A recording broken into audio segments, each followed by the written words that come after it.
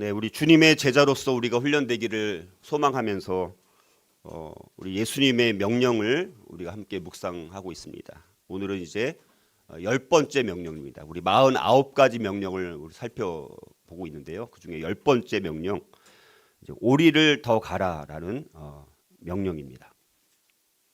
자, 그래서 이 말씀은 우리 한 절만 보면 안 되고 우리 38절에서 42절까지가 같은 주제로 우리에게 말씀하고 있습니다. 그래서 이 보복에 대한, 복수에 대한 규정입니다. 복수에 대한, 우리가 여러분들 억울한 일을 당하거나 이럴 때 우리 마음 안에 드는 마음이 뭡니까?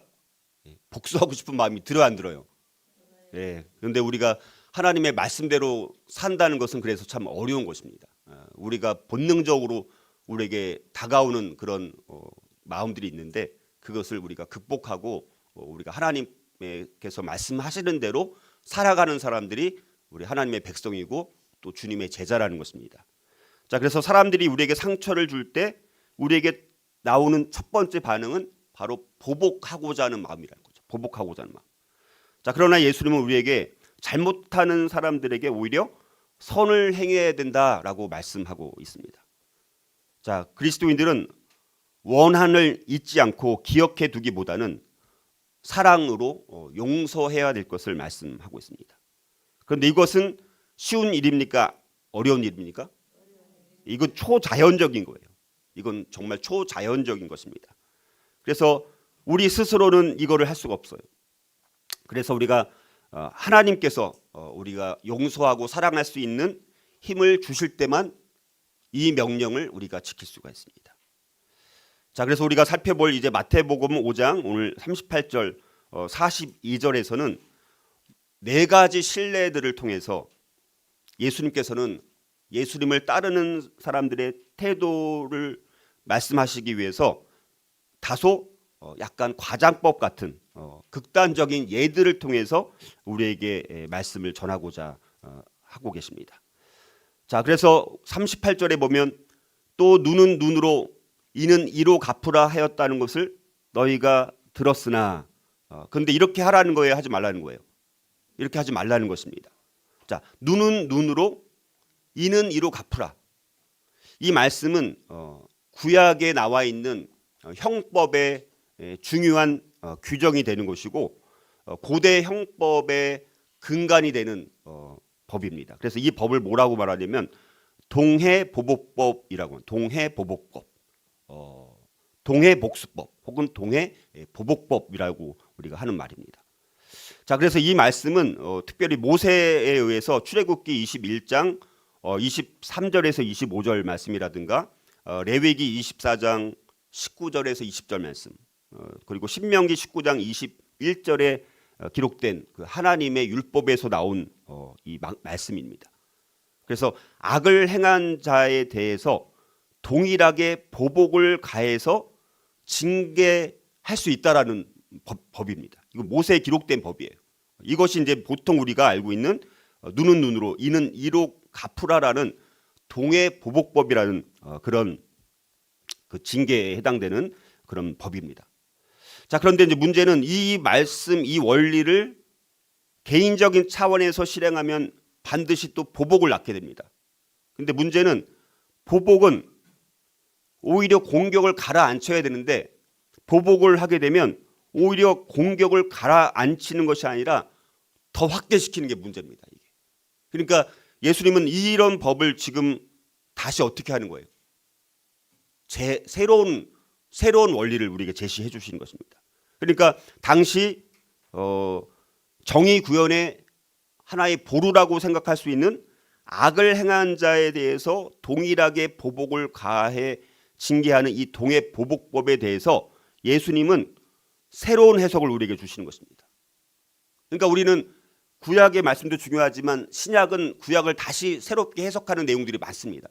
그래서 구약과 신약은 서로 연결되어 있지만 신약은 새로운 해석들이 있습니다.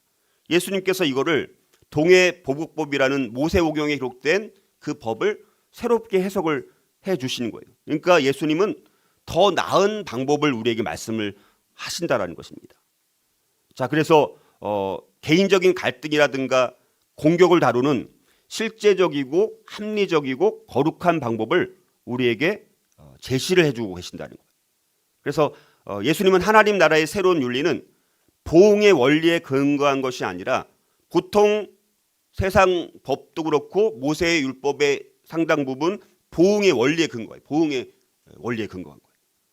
자, 그런데 그런 보응의 원리에 근거하는 것이 아니라 사랑과 용서의 원리에 근거해서 새로운 윤리를 우리에게 말씀해주고 있다는 것입니다. 자, 우리의 원수들에 대해서 우리의 힘만으로는 우리가 사랑과 관심을 일으킬 수 없다는 사실은 우리로 하여금 하나님의 도움을 더 간절하게 바라게 하게 됩니다. 자, 그래서 적절하게 대응할 힘을 주실 수 있도록 우리는 하나님을 더 절대적으로 의지해야 되는 것입니다.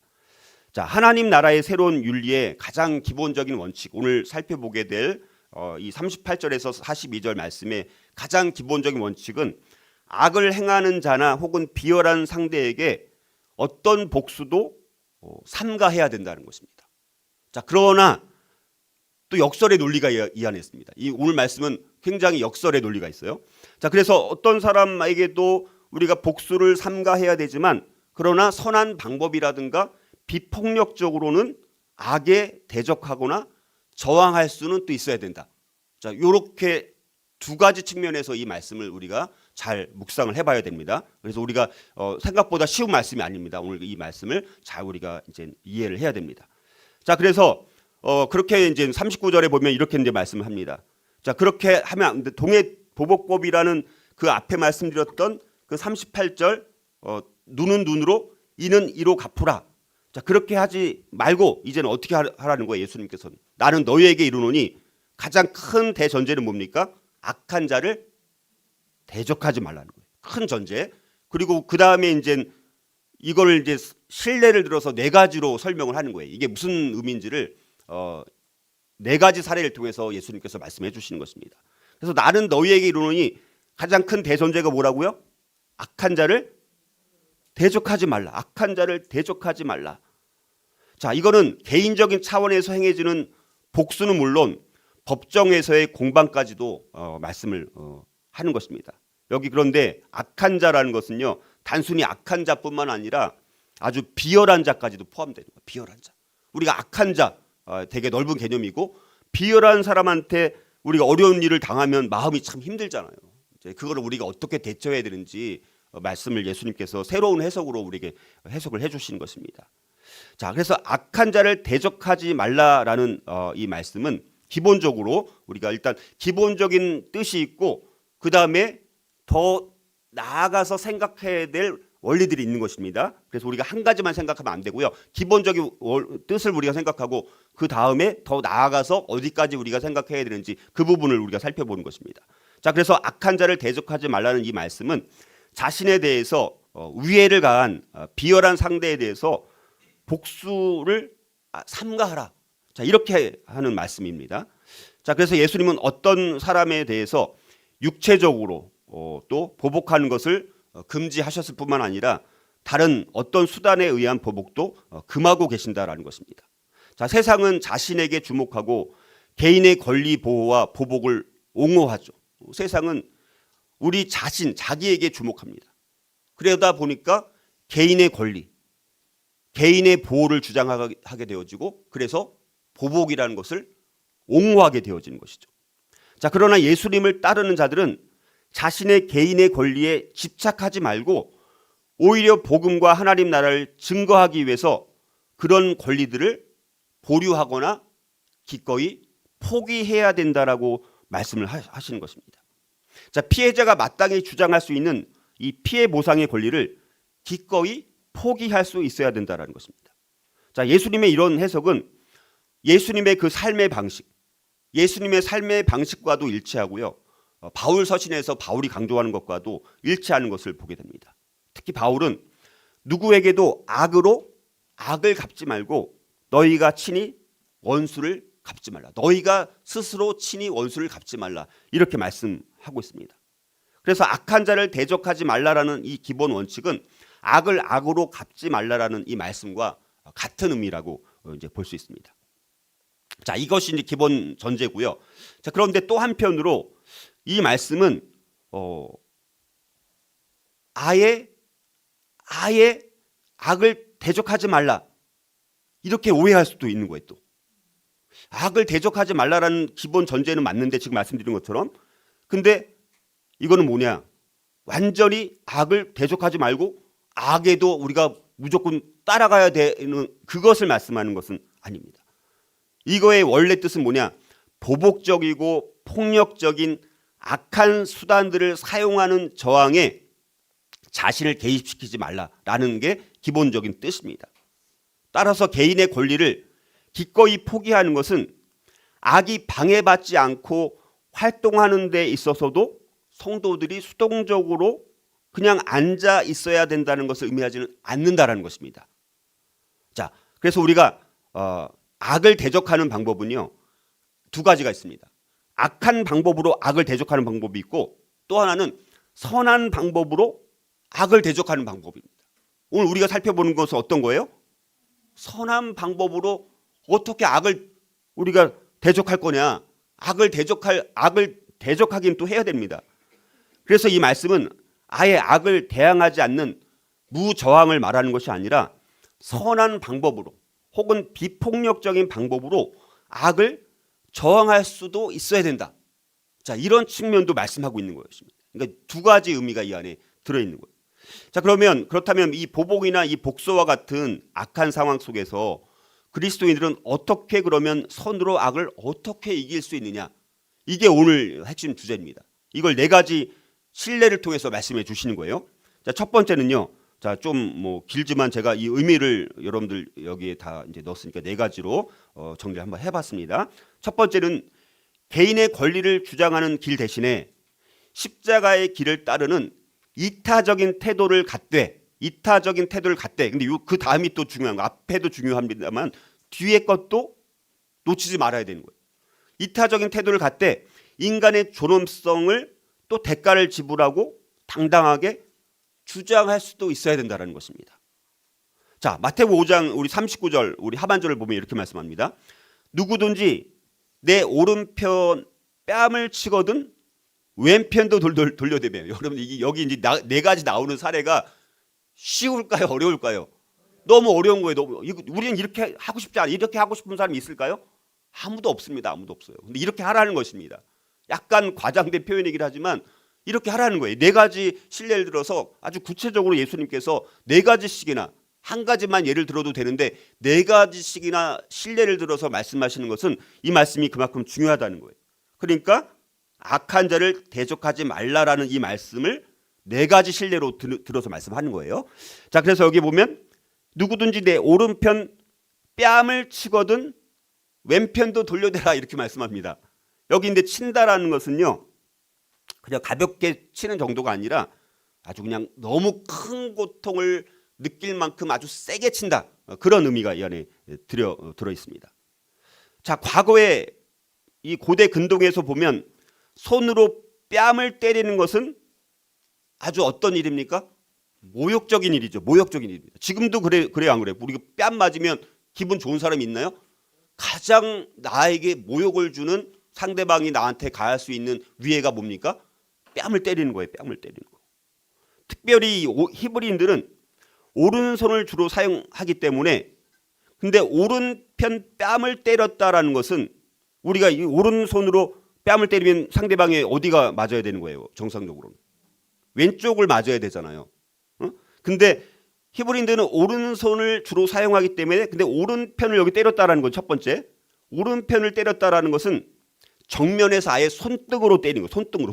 그냥 이렇게 뺨 때리는 정도가 아니라 정면에서 손등으로 치거나 뒤에서 거기다 앞에서도 아니고 뒤에서 손바닥으로 치면 오른손으로 치면 오른쪽 뺨이 맞아요, 안 맞아요? 맞는 거잖아요. 자, 그런 두 가지 이제 경우를 여기 얘기를 하는 거예요. 그래서 오른손을 사용하는 사람이 상대방의 오른편 뺨을 때린다라는 것은 오른손 등으로 때리는 것을 뜻하는 거예요. 등. 자, 그래서 유대 이 풍습으로 볼 때 어떤 사람이 오른 뺨을 때렸다면 오른 손등으로 오른 뺨을 때리는 행위를 했다라면 손바닥으로 때리는 것보다 두 배나 모욕을 더 주는 거예요.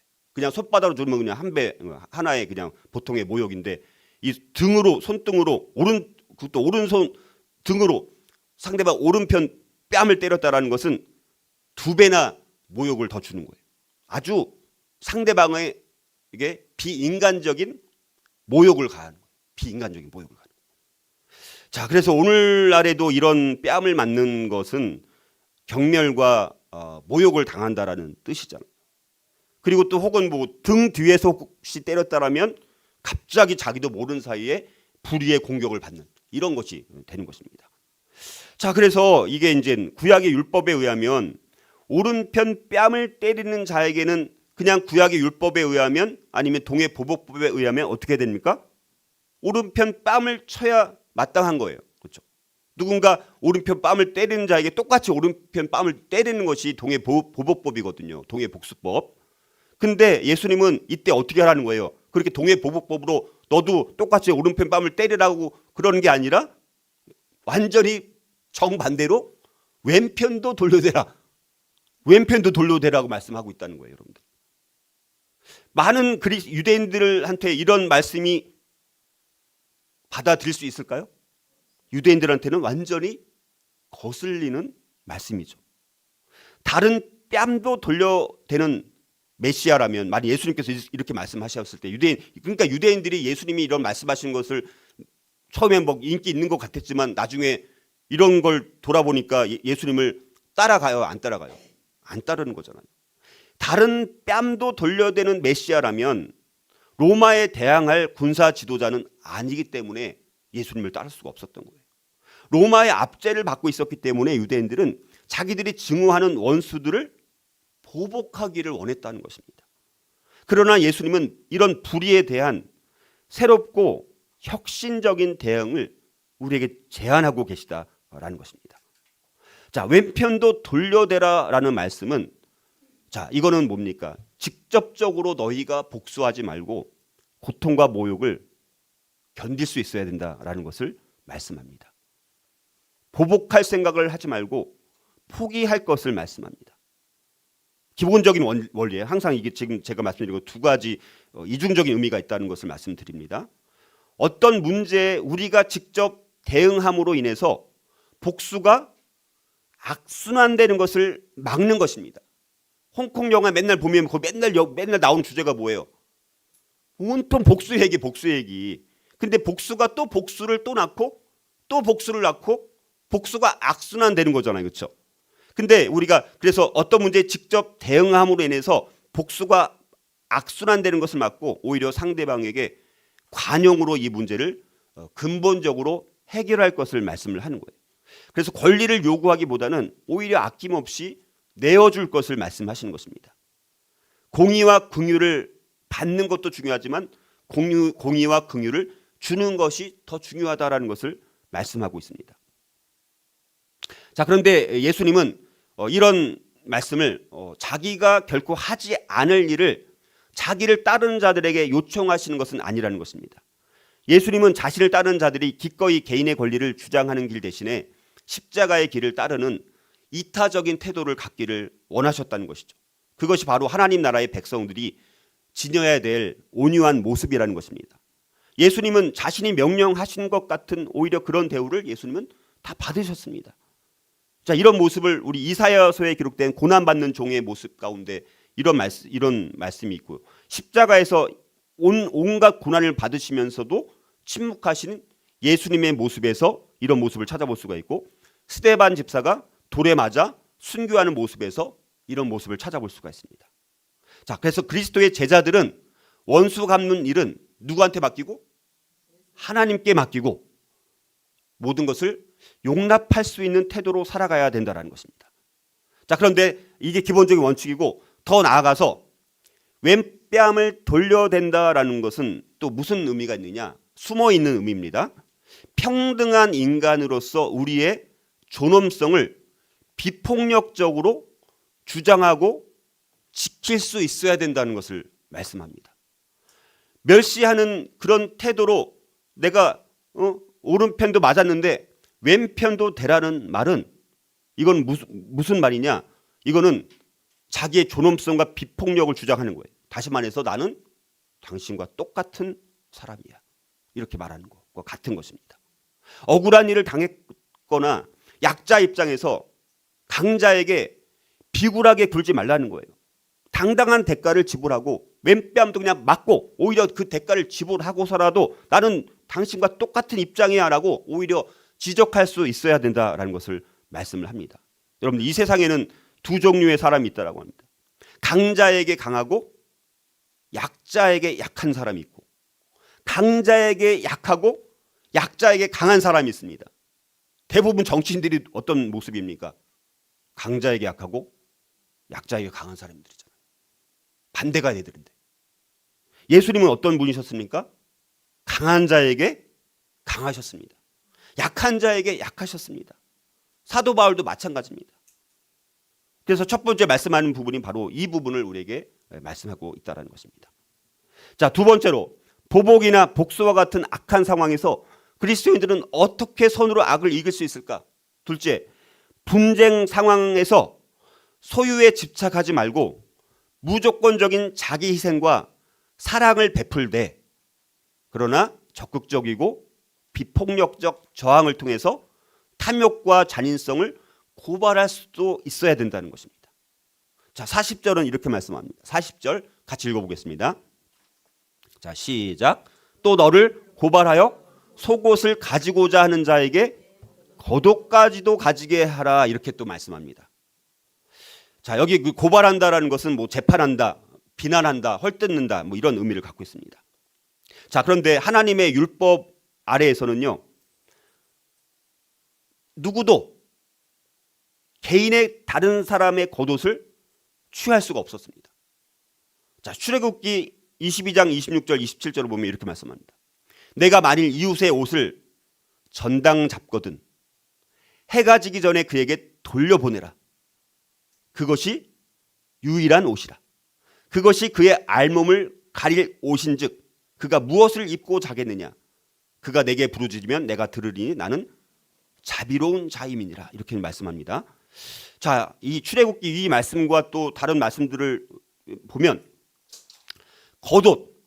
겉옷을 전당물로 잡고 가난한 사람에게 돈을 구워준 이 채권자, 돈을 구워준 사람, 부자죠 대부분은.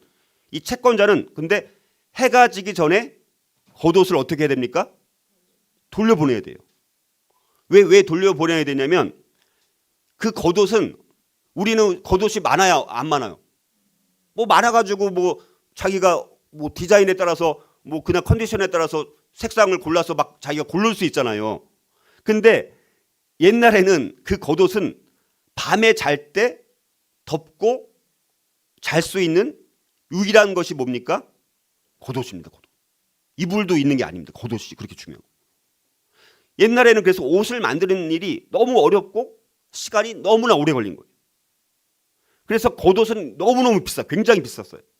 그래서 사람들은 대부분 우리처럼 뭐 10벌 이렇게 있는 게 아니라 한 벌밖에 없어요. 한 벌 갖고 계속 내내 입는 거예요. 한 벌 갖고. 물론 지금도 한 벌 갖고 있는 사람들 물론 있지만 한 벌만 갖고 있는 거예요. 대부분.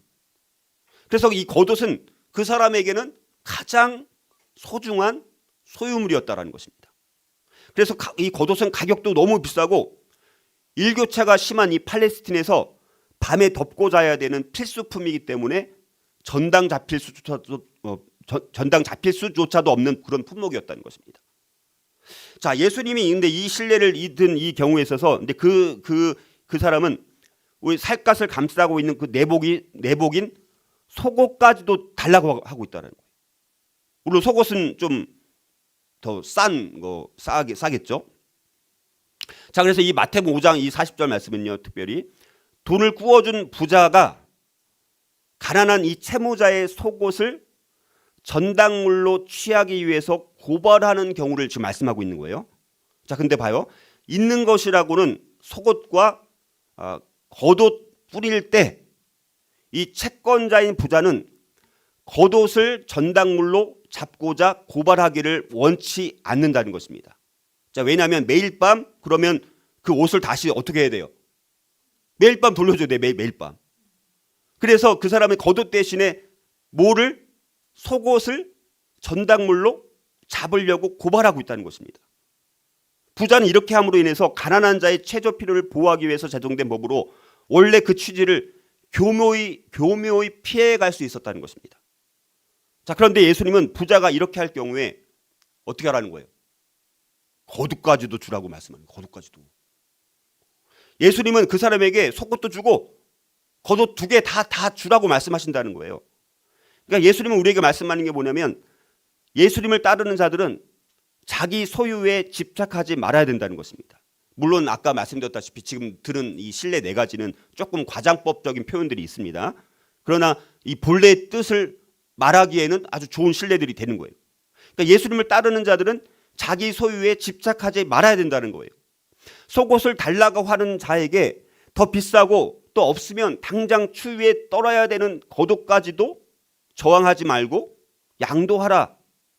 무조건적인 자기 희생을 요구하고 있다는 것입니다. 자, 그래서 속옷을 가지고자 하는 자에게 겉옷까지도 가지게 하라라는 이 말씀은 다시 말해서 어떤 재산상의 분쟁이 생길 수가 있고 강도를 당한 상황 속에서 속옷조차 취하려는 상대에 대해서 저항하지 말고 오히려 사랑을 베풀 것을 말씀하는 것입니다. 예수님의 이 말씀은 어떤 경우에서도 하나님의 백성들은 자기에게 해를 끼치는 자에게 대항하지 말 것을 기본적으로 보여주는 기본적인 뜻입니다. 자, 그런데 또 한편으로 이 말씀은요, 그런 의미도 있지만 이거는 또 다른 의미는 뭐냐? 아주 적극적으로 비폭력적 저항의 방법을 또 말씀해 주고 있는 것입니다. 그래서 이게 이제 법정에서 만약에 이런 일이 있다라고 한번 해볼게요. 법정에 서가지고 부자에게 속옷도 주는 거예요. 그리고 겉옷까지도 아예 줘버리라는 거예요. 법정에 서게 됐을 때 이런 게 문제가 생겨가지고 그러면 부자한테 속옷도 주고 겉옷도 그냥 줘버려. 그렇게 저항의 방법으로 사용할 것을 말씀하는 거예요. 그러니까 법정에 서서 부자에게 속옷도 주고 겉옷까지도 줘버린다는 것은 뭡니까? 여러 사람이 있는 데서 어떻게 되는 거예요? 속옷도 주고 겉옷도 주면 맨몸으로 법정에 서게 되는 거잖아요. 법정에 서게 돼서 부자한테 이제는 뭐야 속옷도 주고 겉옷도 다 줘버리면 맨몸으로 남는다는 거잖아요. 맨몸으로 법정에 서는 거잖아요. 그리고 그것은 다시 말해서 물론 창피할 수 있지만 그렇게 해서라도 오히려 가난한 이 채무자는 부자인 채권자의 탐욕과 그 잔인성을 모든 사람에게 알릴 수 있게 된다는 그런 의미로도 우리에게 말씀을 하고 있는 것입니다. 그러니까 우리가 뭐 겉옷도 주는 것도 물론 의미가 있지만 물론 그거의 기본적인 의미이긴 합니다. 그러나 이런 의미도 있다라는 것을 우리 한번 2가지 측면을 생각을 해봐야 됩니다. 그래서 우리는 지금 이 핵심 주제가 뭐라고요? 어떻게 선으로 악을 이기느냐라는 관점인 거예요. 그래서 이런 분쟁이 생겼을 때 너무 소유에 집착하지 말고 오히려 희생과 사랑을 베풀되 그러나 적극적이고 비폭력적 저항을 통해서 탐욕과 잔인성도 우리가 고발할 수 있어야 된다. 이 부분을 말씀하고 있는 것입니다. 자, 3번째로 보복이나 복수와 같은 악한 상황에서 그리스도인들은 어떻게 선으로 악을 이길 수 있을까라는 것입니다. 자, 셋째, 오늘 우리가 이제 그 10번째 예수님의 명령에 해당되는 말씀이죠. 근데 우리가 이 첫째, 둘째, 셋째, 넷째가 다 연관되기 때문에 제가 4가지를 다 들어서 말씀을 드리는 것입니다. 자, 그래서 네 번째는 예수님을 따르는 자들은 세 번째 예수님을 따르는 자들은 하나님 나라에 속해 있기 때문에 원수의 정당하고 어려운 요구를 적극적이고 너그럽게 들어줌으로 복음의 접촉점을 넓혀 나가야 된다는 것입니다. 네, 이거는 굉장히 또 오묘한 이 영적 원리가 또 있는 것입니다. 자, 마태복음 5장 41절에 그 예수님의 가르침에 따르면 로마 군사가 하나님의 백성들한테 강제로 짐을 주고 오리를 가게 하면 오히려 오리만 가는 게 아니라 불평하지 말고 심리를 동행하라라고 말씀을 하고 있는 것입니다. 자, 41절. 또 누구든지 너로 억지로 오리를 가게 하거든 그 사람과 심리를 동행하라 이렇게 말씀합니다. 억지로 가게 한다라는 거. 강제로 봉사하게 만드는 거. 강제로. 자원해서 하는 게 아니라. 자, 이거는 옛날 페르시아 국왕이 조서를 전달할 때 사람들을 징발하여서 짐을 지게 만들거나 그런 일들을 이제 시켰을 때 사용하는 말입니다. 근데 이거는 일종의 그래서 양민 징발 규례라고 합니다. 양민을 징발하는 것이죠. 전쟁이 일어나면 어떻게 하면 전쟁이 일어나면 다 우리 군인들을 징발하는 거잖아요. 현재 군인도 있지만 이미 군대 갔다 온 사람들도 강제로 징발할 수 있는 법이 있어 없어요? 그렇게 되는 거예요. 그래서 이런 규례가 로마 식민지에 있었던 유대에서도 이 법령이 시행되었다는 것입니다. 그래서 로마 병정이 어떤 지역을 지날 때 유대인들한테 짐을 강제로 들고 가게 하는 일은 보통 늘 있었던 일이라는 것입니다. 로마인들은 이 피식민지 국민들에게 자신들의 짐을 지고 자신들을 도울 수 있도록 할 수 있는 합법적인 권리를 갖고 있었다라는 것입니다. 아까 말씀드렸던 전쟁이 일어나면 이미 동원법을 통해서 이제는 군대 갔다 온 사람도 현직 군인이 아닌 사람들도 동원시킬 수 있는 것처럼. 자, 그래서 이것은 다시 말해서 군인들이 평민들에게 요구할 수 있는 강제 노역. 로마 군인들의 짐을 일정한 거리만큼 나르도록 일반 시민들을 징발할 수 있는 것을 말하는 거예요. 근데 이때 규정된 거리가 오리라는 거예요. 오리. 항상 무턱대고 하라는 것은 아니죠. 법이니까 이제 오리라는 한 1000걸음 정도, 1마일 이런 정도의 거리가 이제 규정된 거리입니다. 근데 오리를 함께 간다라는 것은 그냥 길을 함께 가는 정도가 아니라 굉장히 이거는 목숨을 건 이 여정이라는 것입니다. 그러니까 굉장히 힘든 것입니다. 오리를 가는 것도 사실은 그러니까 오리만 가는 것도 어려운 일이라는 거예요. 왜냐하면 굉장히 목숨을 걸 수 있는 여행길이 될 수 있기 때문에. 자, 그런데 이 법은 로마에 대한 복종을 강요하기 때문에 유대인들이 이 법을 좋아했을까요? 싫어했을까요? 굉장히 싫어했습니다. 유대인들은 그 로마인들을 너무나 싫어했기 때문에 막 그래서 그런 병정들이 있으면 근데 법이니까 해야 돼, 안 해야 돼요? 법이니까 해야 돼요. 근데 속으로는 어떻게 합니까? 저주하면서 막 이 분노와 저주로 그냥 계속해서 밖으로는 표현을 못하지만 분노 가운데 막 저주하면서 오리를 억지로 마지못해서 그냥 간신히 따라는 갔다라는 것입니다. 자, 이런 상황 가운데서 예수님은 자발적으로 십리를 가라고 말씀하시는 거예요. 그 짐을 오히려 기꺼이 지고 십리를 동행해 이렇게 말씀하시는 것입니다. 자, 그래서 이거는 우리들에게 때로는 이런 원수들이 주는 어려움에 대한 반응에 대해서 예수님께서는 짐을 지고 십리를 동행할 것을 말씀을 하는데, 자, 예수님은 이렇게 말씀하심으로 예수님은 자신을 따르는 자들은 이 세상 나라와 다른 나라에 속해 있다라는 것을 우리에게 말씀해 주고 있는 것입니다. 위험한 길에 오리를 동행하자는 사람에게 십리를 동행해 준다라는 것은 우리가 비폭력적인 삶을 살아야 된다는 것을 말씀을 하고, 폭력과 보복을 강요하는 사람에게 폭력으로 대응하지 말 것을 말씀하는 것입니다. 그래서 하나님 나라를 위해서 우리가 일하는 사람들, 하나님의 예수님을 따르는 자들이라면 로마 군인의 짐을 지고 오리를 더 가야 하는 것이라면 주님을 따르는 자들은 그렇게 해야 된다는 것입니다. 하나님 나라의 백성들은 폭력과 보복 행위를 배제하면서 대신 아낌없이 내어주는 사랑의 공동체를 실현해야 된다는 것입니다. 자, 이것은 또 양들을 위해서 자기 목숨까지도 기꺼이 내놓으셨던 예수님께서 행하신 그것을 우리가 본을 따르는 것입니다. 예수님은 욕을 받으시되 욕하지 아니하셨습니다. 고난을 받으시되 위협하지 아니하셨습니다.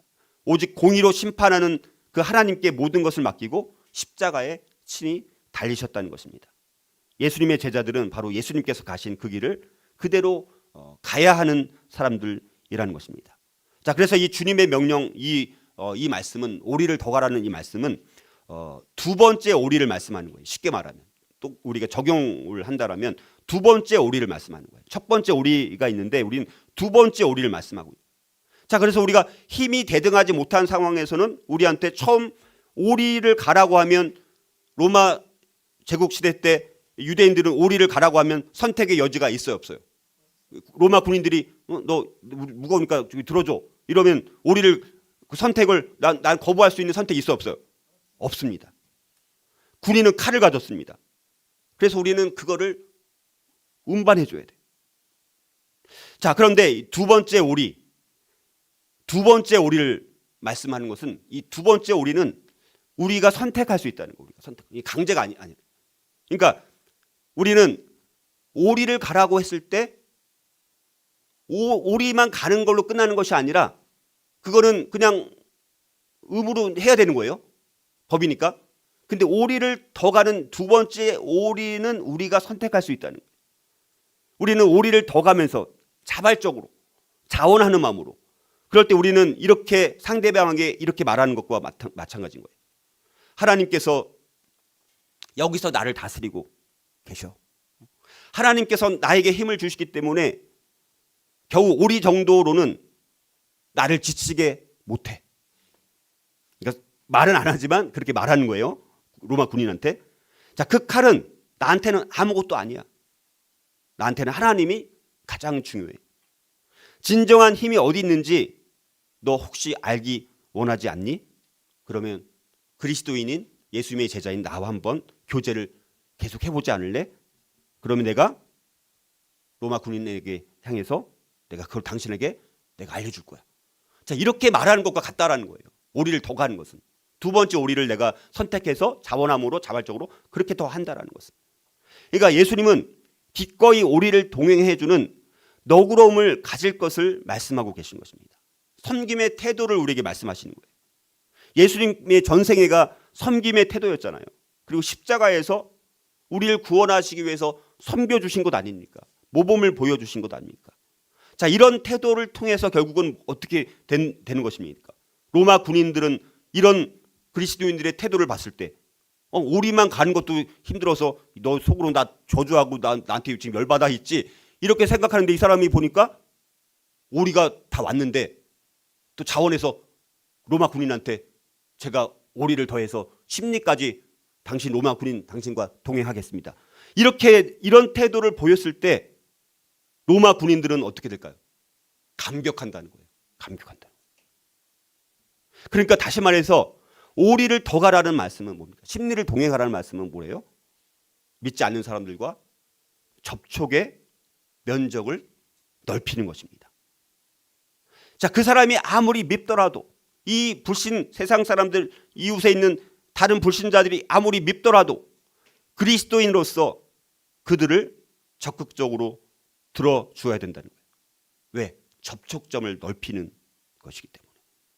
그래서 이런 것을 통해서 우리가 원수진 관계를 회복하는 방향은 우리가 선으로 악을 이길 수 있는 방법은 오리를 더 가는 심리를 동행해 주는 것을 통해서 상대방을 감동시켜서 당신들은 뭐 때문에 다른 사람들 오리만 가도 불평불만하면서 우리 막 저주하고 욕하고 떠났는데 어떻게 오리를 더 가서 심리나 나와 동행해서 내가 이렇게 무거운 짐을 가볍게 심리나 올 수 있도록 이렇게 날 도와줍니까? 이렇게 혹시라도 물어봤을 때 예수님께서 가르치신 말씀에 따라서 우리는 이거를 기쁨으로 섬기는 마음으로 예수님께서도 그런 삶을 사셨다라고 복음을 전할 수 있는 접촉점이 될 수 있기 때문에 이렇게 할 것을 말씀을 하고 있는 거예요.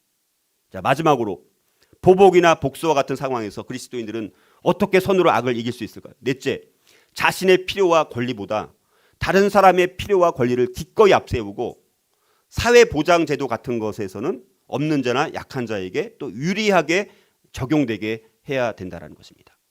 자, 42절 같이 읽어보겠습니다. 마지막으로. 자, 시작.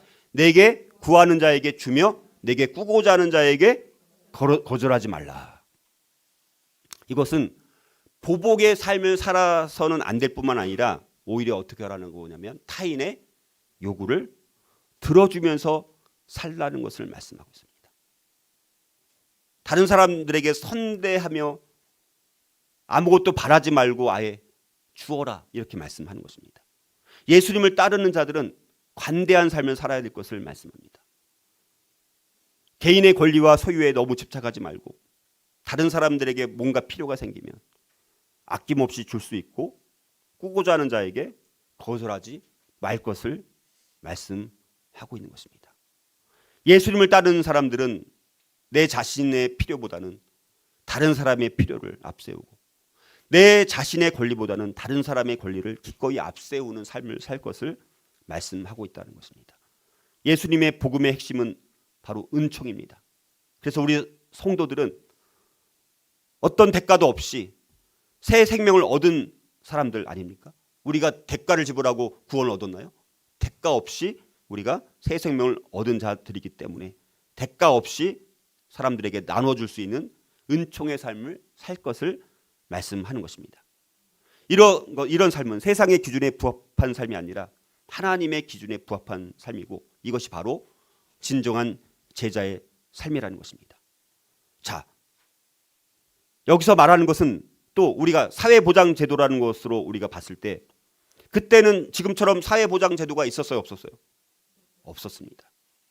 그러니까 구걸하는 것, 빌리는 행위, 이걸 오늘날로 말하면 일종의 사회보장제도와 같은 것입니다.